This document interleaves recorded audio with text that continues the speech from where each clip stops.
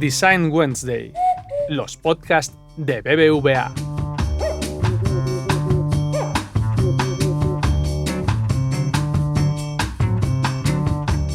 Las emociones tienen un rol esencial en nuestra habilidad para entender el mundo y obviamente influencian nuestra toma de decisiones. Las conexiones emocionales que tenemos con productos, marcas o lugares casi nunca son espontáneas, se pueden crear. Busca si no el concepto Emotional Design para que lo veas. Y una de las formas de hacerlo es a través de la belleza.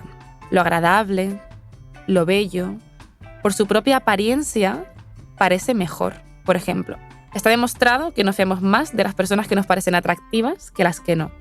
Y sí, la belleza es un arma que forma parte del diseño, del marketing, en definitiva, de la sociedad de consumo en la que vivimos y todo eso que ya sabéis. Pero hoy queremos hablar de la importancia de la belleza por sí misma. Roger Scruton, en su ensayo de la belleza, que además recomiendo muchísimo, escribe que esta es un valor supremo que perseguimos porque tiene un valor en sí mismo y no por otro motivo. Hoy hablamos de hacer sentir desde la estética, de crear conexiones intangibles con quien mira y que esas emociones sean intensas.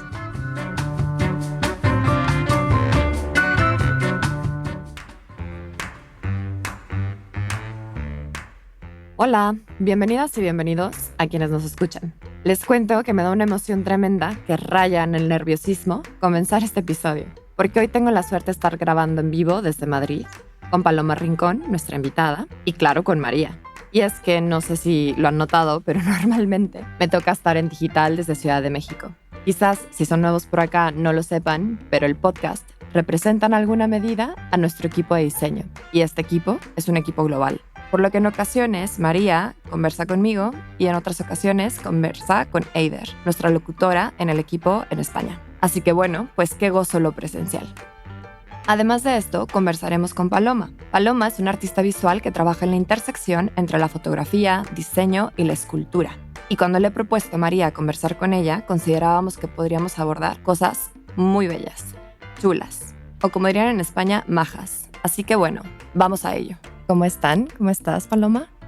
Pues muy bien, muchas gracias por invitarme para poder compartir y hablar de mi trabajo y muy emocionada también de que sea yo la afortunada de poder tenerlas a las dos aquí conmigo hoy y que podamos hablar todas juntas. Qué bien, y qué bien tenerte, Fabiola, aquí en Madrid, qué gusto. Antes que nada, para centrar el contexto, sabemos que es un tema muy visual para los oyentes. Gran parte de tu trabajo es lo que se conoce como fotografía de bodegón. Yo no conocía el término más allá de lo que se conoce en la pintura, pero es algo que vemos continuamente, pues, a lo mejor en el marketing, en el arte, la publicidad.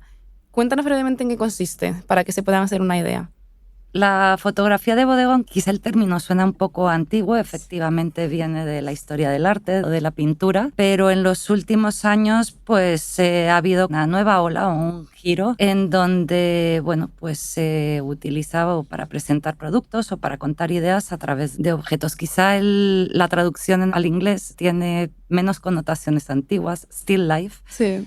Pues quiere decir que no se mueven, ¿no? Que son objetos. Pues es el campo en el que yo me inicié, primero como fotógrafa, pero mi trabajo ha ido evolucionando también hacia la imagen en movimiento. Sí utilizo la cámara como herramienta para crear composiciones con un estilo muy gráfico, muy colorido, en donde descontextualizo objetos pues de su entorno o yuxtapongo elementos para crear nuevos significados. Pues en colores muy vivos, con referencias que tienen mucho que ver con México también, país donde nací y crecí. También quería preguntarte, llevas 20 años haciendo esto, ¿verdad? Es muchísimo, pero esa disciplina a nivel de fotografía, ¿cuánto tiempo lleva haciéndose? O sea, a nivel, supongo que en el mainstream al menos.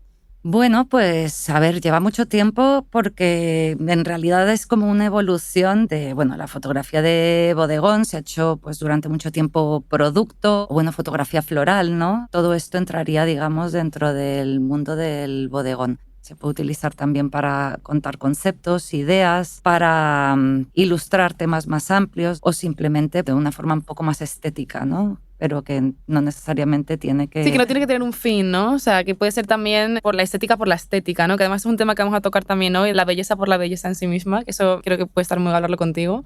Ahorita que hablabas y que María hacía esta referencia a los 20 años que tienes pues en esto, ¿cómo has sido desarrollar ese estilo propio? O sea, ¿cómo llegaste? Ahorita mencionabas, ¿no? Hay muchas flores, hay muchos frutos, este es un imaginario que pues heredas de cierta cultura, pero ha venido cambiando mucho con el tiempo. O sea, ¿crees que ahora ya llegaste como a ese sello y a ese estilo y qué dice de ti todo esto? Bueno, poco a poco fui, digamos, incorporando cosas que han hecho que actualmente tenga pues el estilo reconocible que tienen mis imágenes, pero creo que sí que ha habido una evolución a lo largo de los años y espero que la siga habiendo, ¿no? Viene muy influido, pues como comentaba antes, ¿no? Por la influencia de los colores, de las luces, del mundo tropical, por las texturas, por la comida, las flores, esa inspiración que tengo de la naturaleza y los diseños que encuentro en ella, las paletas de color también, pero luego ha ido creciendo también cuando he ido incorporando diferentes técnicas fotográficas que al final ha ido haciendo crecer luces más duras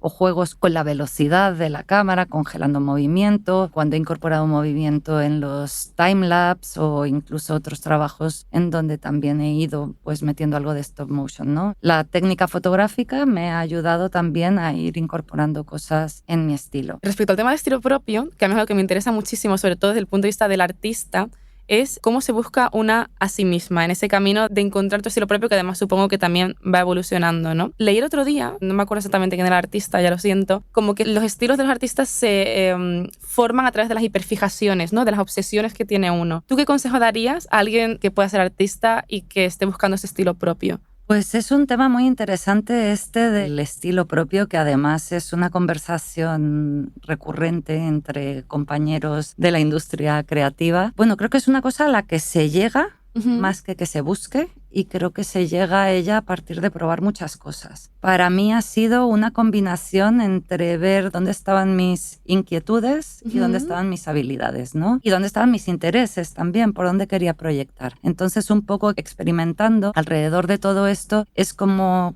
fui llegando poco a poco a hacer el tipo de imágenes que hago ahora. Pues por un lado mi interés por todas las cosas manuales y la confección y el meter las manos y experimentar y lo que me aporta todo ese proceso. Por otro lado, una parte de fotografía muy técnica en donde me gusta mucho tener el control. Creo que también hay algo de rasgos de personalidad que se mezclan con todo esto y bueno, pues en diferentes momentos y diferentes etapas, cosas que me han ido llamando la atención y que me ha ido apeteciendo pues explorar. Qué bueno.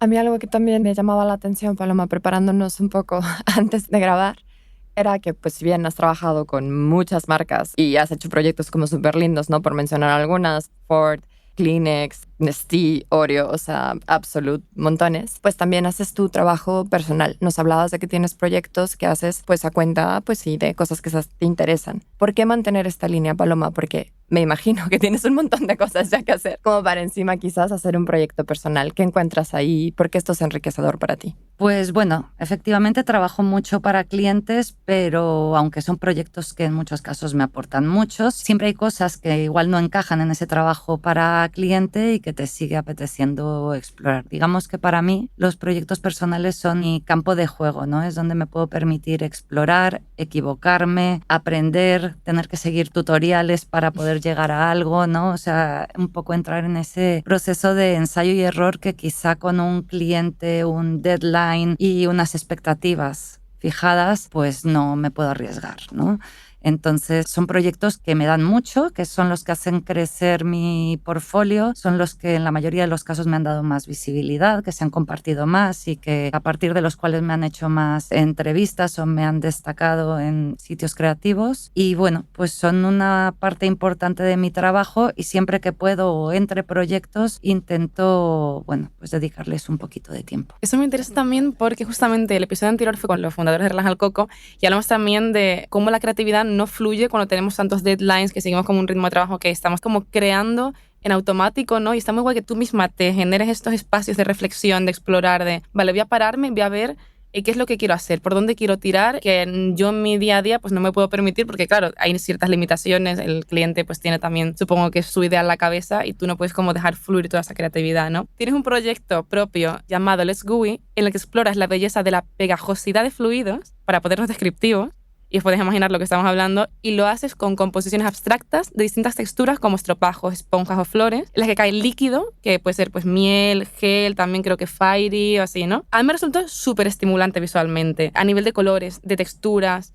que sé que a través de la voz es muy complicado expresarlo, que espero que lo vean. Y sí que me llamó mucho la atención en comparación con otros proyectos que a lo mejor son para marcas, ¿no? Y ahí imagino que es precisamente porque tú has dicho, vale, voy a hacer lo que me dé la gana, aunque no tenga como un fin último, aunque no sea utilitarista. Al final entiendo que tú cuando estás trabajando por una marca tienes un objetivo de quiero hacer esta marca que parezca más apetecible o más informal, más divertida. Estás trabajando como en una cajita, ¿no?, de limitaciones. ¿Qué valor tiene para ti ese resultado? Bueno, creo que el valor que tiene es la satisfacción que me da hacerlo. Y bueno, pues a veces, y justamente este proyecto viene un poco a partir de haber hecho un proyecto comercial para una marca de hamburguesas, en donde de repente pues había que explotar muchísimo esa apetitosidad, ¿no? De ver pues el producto muy fresco, casi chorreando queso y demás. Y claro, o sea, un poco en esta reflexión sobre el cómo mostramos las cosas puede causar un cierto efecto, y también en una época en la que estaba explorando pues bueno, los resultados con una cámara de altísima calidad que me daba la oportunidad de acercarme mucho y explotar las texturas hasta el infinito. Es que se ve increíble las texturas, ¿eh? Entonces, un poco mezclando estas dos cosas, también jugando con las escalas, ¿no? Al poder llegar a este grado de cercanía y de la imagen, hasta qué punto llegué a llevar la apetitosidad con elementos que estaban bastante lejos de ella. Entonces, pues creé esta serie en donde, bueno, pues hay una imagen que va enfocada al mundo del baño, otra al mundo de las cosas de lavar platos, otra que es más del mundo textil.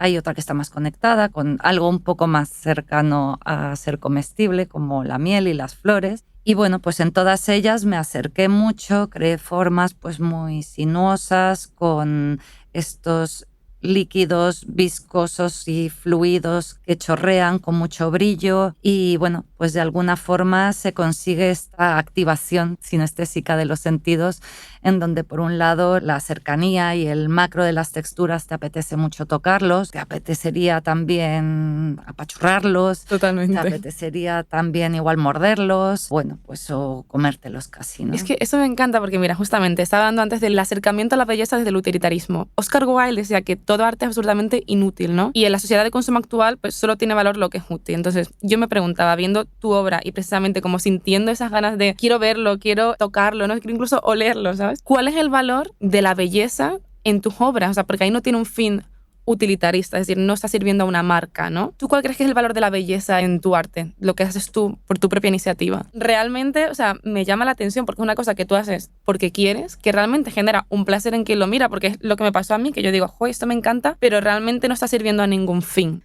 y no tiene por qué servir a ningún fin. ¿Tú cómo gestionas todo ese valor que tiene tu obra?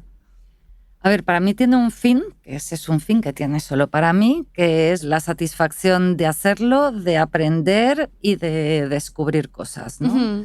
Además de una parte terapéutica que tiene para mí el hacer trabajo personal, en donde consigo también entenderme a mí misma y entender cómo funciono en el proceso creativo. Luego, bueno, pues el resultado en sí como fin, pues ya es un poco más subjetivo, ¿no? O sea, para mí puede tener ese, luego lo puedo poner en una pared de mi casa o no, porque en las paredes de mi casa hay pocas imágenes mías, la verdad. Pero bueno, si a ti, por ejemplo, te ha hecho sentir algo y bueno, pues posiblemente a otras personas, o sea, eso yo creo que en cierto tipo de trabajo artístico, bueno, por lo menos el mío, no es un trabajo en general, depende de la serie, ¿no? Pero este en concreto no tiene un mensaje muy claro, es más bien un juego de percepción, juego un poco con los géneros y con las técnicas y mezclo lenguajes. Bueno, creo que también a veces hay algo más abstracto, una reflexión como un poco más general sobre el propio lenguaje fotográfico en este caso, que bueno, pues que también tiene una función. A mí esto me parece bellísimo, porque para nosotros, que estamos siempre como metidos en el entregable, ¿no? En el producto digital, en el ordenador, etcétera. O sea, escucharte para mí sí me refresca como, vale, es que la creatividad vale por el mero proceso, ¿no? Y será cierto que a veces tienes un mensaje muy claro que quieres poner allá afuera, porque sí es cierto que también tienes otros trabajos donde se ve que hay un mensaje detrás, como este de los géneros, de las flores, que a mí ese me ha encantado. Es impresionante, sí. Pero luego también había otros que me parecían simplemente como por las ganas de jugar, ¿no? Y como de superponer elementos y divertirte conectarte con la imagen o con la fotografía o con la luz del sol o con todo esto que haces, que en la manualidad simplemente digo, bueno, pues es que esto debe ser súper divertido y si encima queda tan chulo que lo puedes subir como a tu página para que la gente conozca tu trabajo, eso me parece súper lindo, ¿no? Pero ahí sí hay muchos y diversos fines para tu trabajo, ¿no? Algunos personales, algunos públicos, algunos quizás de sí transmitir un mensaje y eso me parece súper rico, Paloma. Justo. O sea, es un punto muy interesante precisamente por eso, porque nosotras estamos tan metidas en nuestro campo de visión de tiene que ser todo productivo, tiene que ser útil, tenemos que intentar hacer todo lo más rápido posible para que tenga como el mayor valor luego a nivel de producción, ¿no? Para ti es algo como súper absurdo que te esté preguntando eso, pero para mí el simple hecho de decir, es que claro, yo tengo que pararme y también ser creativa divirtiéndome, haciendo cosas incluso por el mero hecho de hacerlas, aunque luego lo que salga, a mí sí que me ha generado pues cierta emoción tu trabajo, pero puede a lo mejor no haber generado nada y aún así también tendría su propio valor, ¿no? Y esto me recuerda, o sea, tampoco quiero hacer una referencia como tan normal, pero me recuerda a Rosalía cuando sacó su último disco, Motomami, Vale. que ella está muy reconocida entre los críticos de música, sacó una canción que se llama Chicken Teriyaki, que era pura diversión, era muy simple, era, me da igual que lo hayas criticado, quiero hacerlo porque me apetece hacer algo divertido y ya está. Y creo como que meternos en esa forma de pensar nos hace falta de vez en cuando, sobre todo a nosotras. Totalmente, sí. Sí. Bueno, y sí, con hacer algo de repente en otro tipo de imágenes que tengo igual un poco más divertidas o con algo de ironía, consigues sacarle una sonrisa a alguien, yo creo que ya esa es una función bastante importante. Hombre. Podemos como arrancar justo hablando de esto, de lo importante que es divertirnos, quizás incluso pues salir del ordenador, no pensar que todo lo que tenemos que hacer tiene que tangibilizarse en algo súper útil, puede llegar a ser inútil. Sí que pues, nos gustaría un poquito, Paloma, que nos ayudes a imaginar cómo se ve ese proceso, ¿no? O sea, seguro ya mucha gente se va a meter y va a buscar la imagen visual, pero que nos cuentes un poquito de cómo montas esto en lo físico. ¿Qué materiales usas? Por ejemplo, hoy en día hay mucha gente que está metida en temas de macramé en México, no sé por qué, pero esto es una tendencia. Y aquí se teje mucho también, sí. Y la cerámica está últimamente muy de moda también. La cerámica también. De hecho, en México, en Ciudad de México, están resurgiendo los mercadillos de cerámica, de la reinterpretación del barro negro, por ejemplo, que se usa mucho en México. Es que lo traigo muy presente por una visita que hice recientemente. Y me sorprendió mucho ver artistas que están mezclando, por ejemplo, técnicas de cerámica japonesa con mexicana. Y eso es súper chulo, ¿no? Pero bueno, hablando de todo este valor de lo manual, cuéntanos un poquito cómo es eso para ti, Paloma. O sea, cómo construyes al final el producto que pareciera digital. ¿Cómo se ve ese proceso? ¿Por qué empiezas? Selección de elementos, de colores, quizás bosquejarlo. Incluso, no sé si incluso antes tú imaginas algo visualmente y luego dices, vale, así lo quiero conformar. ¿Cómo se ve el proceso per se? Quiero decir también que quizá esta atracción mía por todo lo manual tiene mucho que ver con México también y con toda la tradición que hay de artesanía. Y recuerdo desde pequeña que me apuntaba a todo tipo de talleres, desde con el hilito y los palitos hacer los ojos de Dios, hacer pulseritas, hacer piñatas. He hecho 1000 piñatas, de hecho, en mi trabajo. De repente, guay.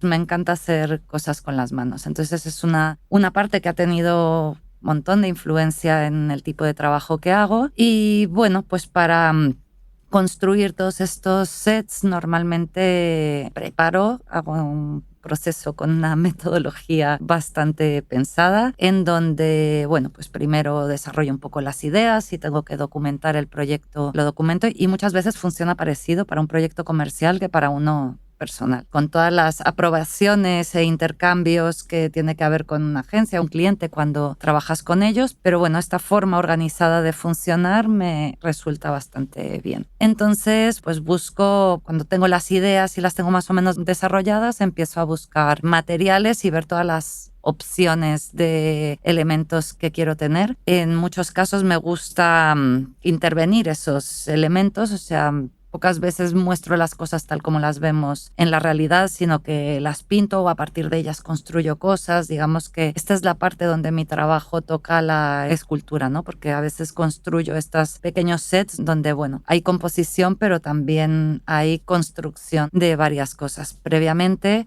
he hecho una paleta de color, normalmente me ciño a ella, o sea, quizá mi proceso de trabajo es más parecido al de un ilustrador o un diseñador que al de un fotógrafo al uso, en esta forma organizada de prever todas las cosas y luego de jugar con, bueno, con formas, con colores, con composición, de esta manera que no es buscar lo que está sucediendo en la realidad, sino construirlo. He visto los making-ofs que tienes en tu página web, que es básicamente como bricomanía, que lo haces todo ahí, lo pintas, lo construyes. ¿Qué implica para ti todo ese trabajo manual en el proceso creativo? ¿Cómo se refleja en el resultado? Pues bueno, tengo que decir que cuando hago trabajo comercial cuento con un equipo muy grande de gente muy buena y ahí ya no soy yo la que estoy haciendo el bricomanía y gracias a eso puedo hacer proyectos que, bueno, pues que abarcan más y que son más grandes y que alcanzan calidades mucho mejores en muchas cosas, pero efectivamente para mi trabajo personal pues muchas veces soy yo sola la que hago todo. Y bueno, para mí el poder meter las manos y bueno, pues ser parte de todo este proceso es algo por un lado terapéutico y algo que hace que, bueno, que el resultado final sea diferente por todo lo que voy incorporando de estos ensayos, pruebas y experimentos que voy desarrollando durante la preparación y construcción de pues, estos elementos y estos sets. Ok, o sea que a lo mejor cambia un poco ese borrador que tú tienes primigenio, a lo mejor pues diseñado, en ese proceso se puede ir cambiando según lo que tú vas descubriendo en la propia construcción de lo que vas a fotografiar, entiendo, ¿no? Efectivamente, muchas veces mis proyectos personales crecen o incluso se diversifican y van ramificándose en diferentes direcciones gracias a cosas que voy encontrándome en el camino. Y recuerdo especialmente que esto en un proyecto que tengo que se llama Heatwave, que es un proyecto que se difundió bastante y que me dio muchísima visibilidad. Empecé creando una serie de bodegones un poco más compuestos. Quería utilizar la luz del sol sin iluminación artificial, una luz de mediodía marcando sombras duras. A lo largo del camino se fueron simplificando y creé como, bueno, pues existen estas imágenes, pero al mismo tiempo hay otras imágenes que posiblemente son las que más se conozcan de este proyecto, que son más sencillas. Es un elemento compuesto a partir de dos cosas diferentes, yuxtapuestas, creando un nuevo significado, que aparece de forma central en la imagen como de forma bastante icónica. Y así tengo una sandía forrada con cristales de bola de discoteca. Pegué esos cristales uno a uno a mano. Ya ves. Una piña que Pero flota. eso es terapéutico, sí que es terapéutico. Total. Sí. Total. Bueno, tiene una parte terapéutica, una parte en la que te desespera, pero luego la sensación final es de paz mental.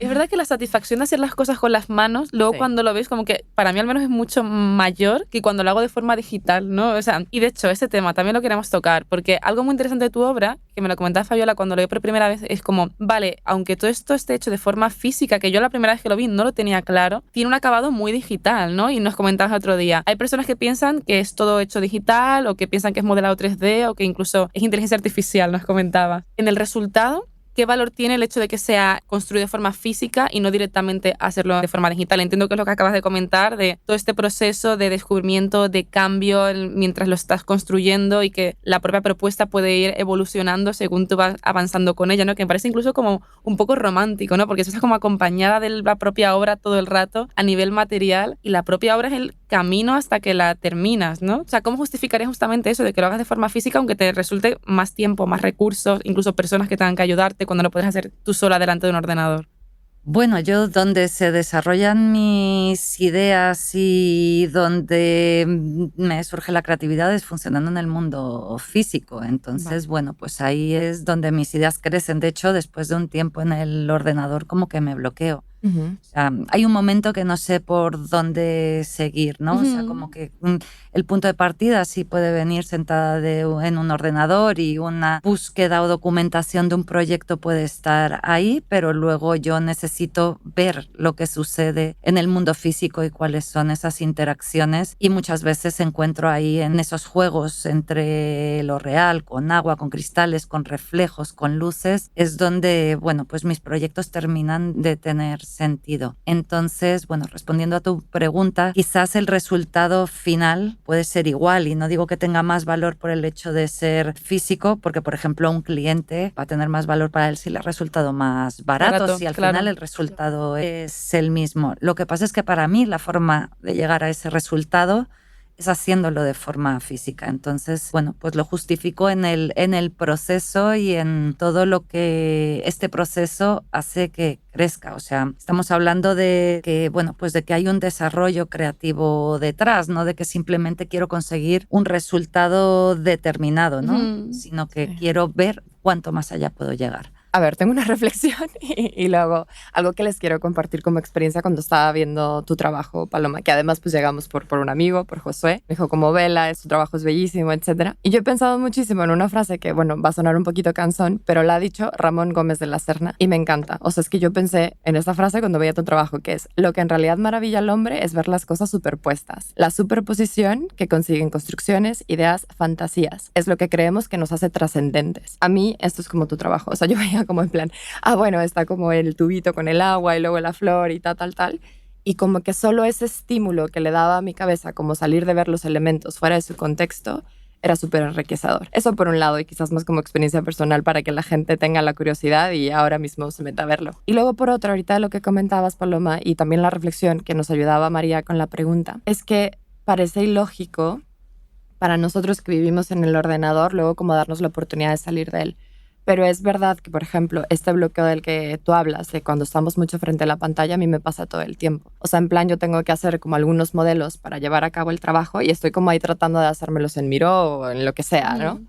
Y de verdad, cuando apago el ordenador y me salgo a la hoja y empiezo como a hacer el cuadro y a jugar con el papel y a mover los elementos yo en lo físico, es como el momento eureka, ¿no? Y entonces luego me paso. Pero a veces voy tan rápido, siento que lo tengo que tener ya mañana, que no me doy el chancecito de tocar la realidad, ¿no? O sea, la mesa, el lápiz, etc. Y eso sí que creo que nos está haciendo falta a todos como diseñadores y hasta cierto punto creo que podría volverse una amenaza a la creatividad. Y creo que ya lo estamos viendo, ¿no? La inteligencia artificial va a hacer muchas obras, va a replicar muchas cosas y a mí de pronto sí me preocupa, me pongo un poquito apocalíptica, de que si seguimos tan pegados, a la tecnología, pues es que parecería que la creatividad puede volverse muy de patrones, ¿no? Sí. Y que todos acabemos como con las mismas ideas y como enfrascaditos en este mundo digital. Entonces, Una cámara de eco como artística. totalmente, sí, Aburridísimo. todo repitiéndonos a Total. nosotros mismos todo el tiempo. Realmente ocurre ya, incluso Ya. en todo el tema de la publicidad, del diseño, está todo basado en estándares. Y que lo hemos platicado.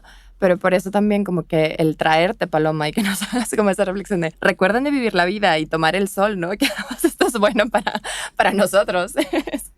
Me parece súper chulo. Sí. Sí, porque al final, si todos vamos a las mismas fuentes para buscar referencias, terminaremos todos yendo en la misma dirección y luego todo eso se irá retroalimentando y, bueno, pues al final todo será más homogéneo. Yo creo que, bueno, pues el hecho de hacer las cosas con las manos es una parte, pero también el salir, o sea, el nutrirte de experiencias, o sea, que esas referencias o esas fuentes de inspiración estén en cosas que vayan más allá de lo que puedes encontrar en una pantalla, ¿no? Que al final los seres humanos tenemos 5 sentidos, ¿no? Total. Entonces, bueno, pues podemos enriquecer por cosas que nos entren por todos, Claro. no solo por uno. Sí, todos. sí. Ahí yo quería entrar en el tema de la sensibilidad, porque precisamente, o sea, comentabas antes, tienes un acercamiento muy sinestésico en algunas de tus obras, ¿no? Y se suele decir que las personas que nos dedicamos a la creatividad tenemos una mayor sensibilidad. Y yo creo que precisamente es esa capacidad de sentir intensamente la que también nos ayuda a crear, ¿no? Como esa fuente de energía para poder crear. ¿Cómo te relacionas tú con tu sensibilidad, tanto para inspirarte como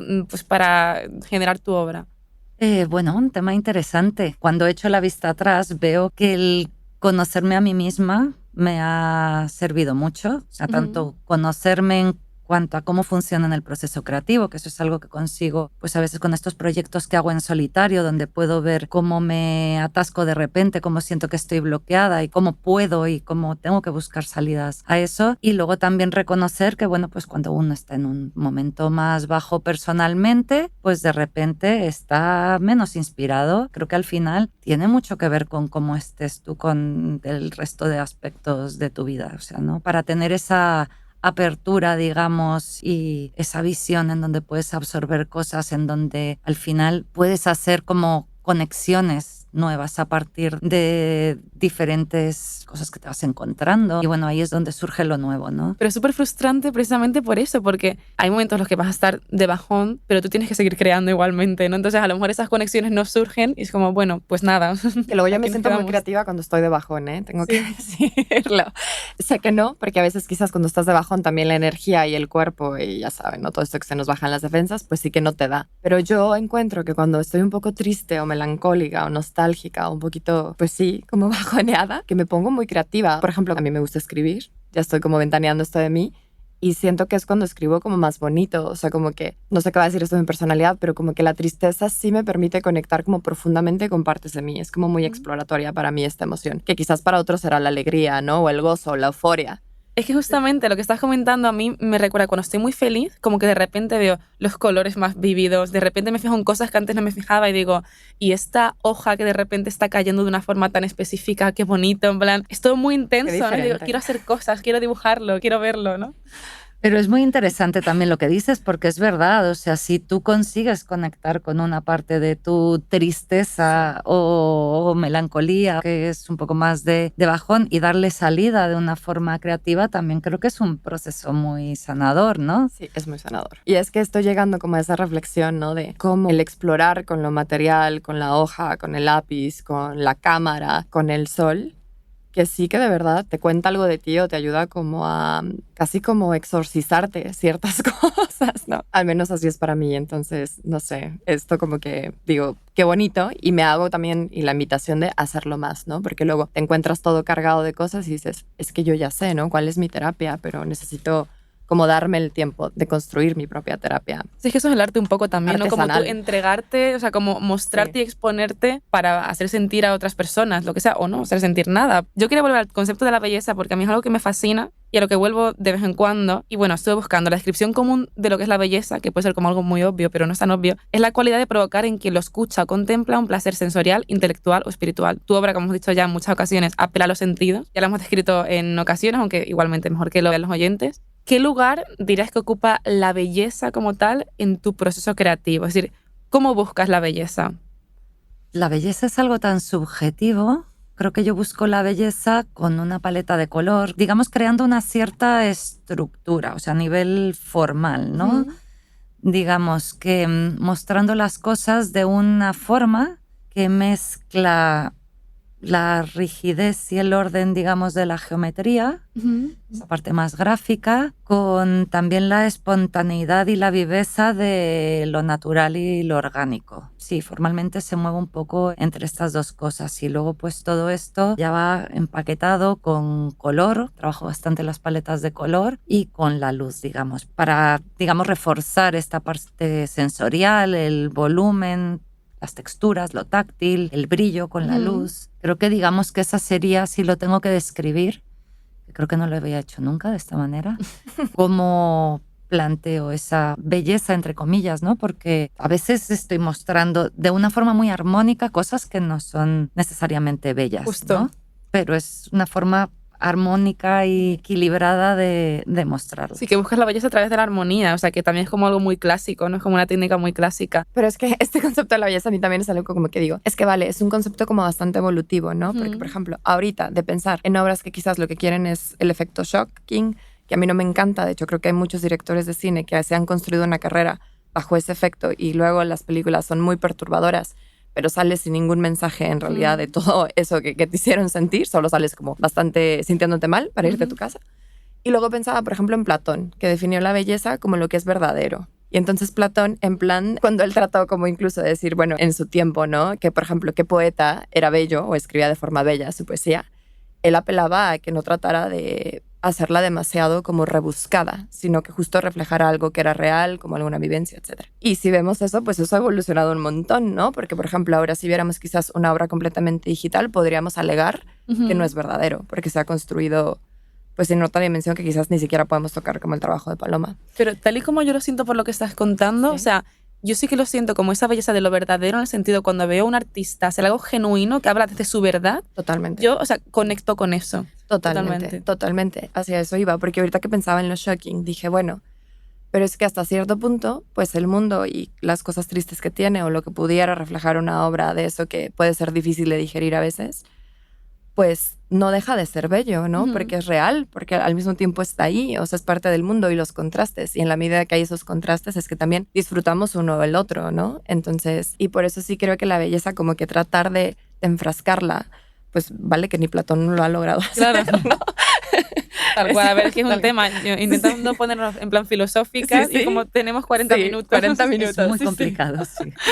Vamos a pasar la siguiente parte del podcast. Simplemente son unas preguntas finales que hacemos de forma rápida a todos los invitados, pues para conoceros un poquito más de la parte más personal, que os gusta, que os inquieta, ¿no? Y también salir un poco inspirados nosotros, porque es verdad que todas las referencias que salen del podcast son lo más y siempre nos quedamos con eso. ¿Qué tema polémico no se está hablando en el sector y crees que se debería hablar más? Hacer concursos para clientes que no estén pagados. Temazo. ¿Los ves mucho? O sea, ¿te encuentras mucho con ellos? Sí. Es la norma. Siempre. Ya ves. Proyectos comerciales, pitch, o sea, propuesta de ejecución y desarrollo creativo. Y bueno, pues en una mayoría muy alta de los casos no está pagado. Y bueno, pues si no te llevas el proyecto, No recibes Y se nada. quedan con tu propuesta, además. Que efectivamente. eso es súper fuerte. Yo trabajé muchos años en agencia y nos obligaban a esto, ¿no? A llevar una propuesta súper desarrollada de lo que íbamos a hacer y tenías que mostrar mucho cómo lo ibas a diferenciar, que era como tu secret sauce. Ujú. Y a veces no quedabas y en plan a veces veías que ellos lo desarrollaban internamente y eso es súper doloroso. O sea, es que ahorita que lo has dicho se me puso la piel de gallina porque no voy a decir aquí No lo marcas digas. ni nombres, pero eso duele bastante. Es una realidad. Sí, sí. Qué fuerte. Vale, seguimos. ¿Cuál fue el último libro que leíste, Paloma? El último libro que leí, Mr. Vértigo de Paul Auster. No lo he leído. Yo tampoco. ¿Lo recomiendas? Bueno, ¿lo recomiendas? Sí, Venga. o sea, no es el libro, pero me entretuvo bastante y... ¿Es ciencia ficción? y tiene sí, es bastante fantasioso. Ya, fantasioso. Vale. Súper. Vale. ¿Qué grupo de música estás escuchando últimamente? Pues mira, justo estuve el martes en el concierto de Max Cooper. Bueno, pues he estado escuchándolo Cada antes y concierto. después, sí. Genial. Qué bien. Paloma, ¿qué crees que estarías haciendo si no fuera diseño, llamémoslo así, fotografía, en lo que haces? Yo creo que si hubiera tenido un profesor de física en cuarto de preparatoria en México diferente, me hubiera dedicado a algo muchísimo más enfocado a las ciencias. Física o más tocando las matemáticas, quizá lo hubiera conectado con la parte creativa que siempre lo tuve, entonces hubiera sido arquitectura, por ejemplo, ¿no? Pero sí creo que el perfil de ciertos profesores hicieron que esa parte, digamos, que la tapara totalmente y fuera, bueno, pues otra parte que me interesaba mucho, que era la creativa. Qué bueno, es que se nota por lo que comentabas antes que eres muy metódica, como muy de tener todo bajo control y tiene mucho que ver con esa rama, ¿verdad? Sí, lo veo. Y habría Qué sido bastante interesante, creo también, Paloma. Sí. Oye, Paloma, ha estado genial. Muchísimas gracias por venir al podcast. Espero que te lo hayas pasado bien. Muchas gracias a vosotras y sí, me lo he pasado muy bien, he estado muy a gusto, me han encantado las preguntas, me han hecho pensar, así que muchas gracias. Qué bien. Pues nada, pues muchas gracias a todos y nos escuchamos en el siguiente En el episodio. siguiente. Gracias.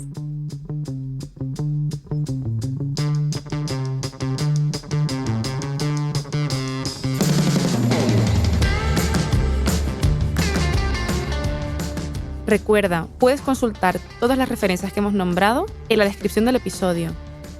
Si te ha gustado este capítulo, te animamos a suscribirte y recomendar Design Wednesday en tu plataforma de audio preferida, en redes sociales y, como no, a tus amigos.